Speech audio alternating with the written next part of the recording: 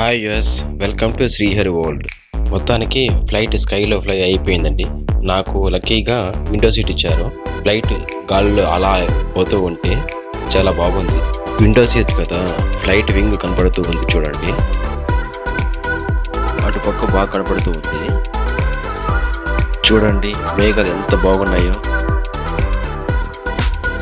విమానం సౌండ్ కూడా వినండి ఎలా ఉందో. 3 hours తర్వాత కిందకి స్లోగా ల్యాండ్ అవుతున్నాము. ఇదంతా దుబాయ్ డెజర్ట్ అండి. మనకు ఇసుక దిబ్బల్లా కనపడుతున్నాయి చూడండి. స్లోగా కిందకి దిగుతూ ఉంది, బాగా చూడండి.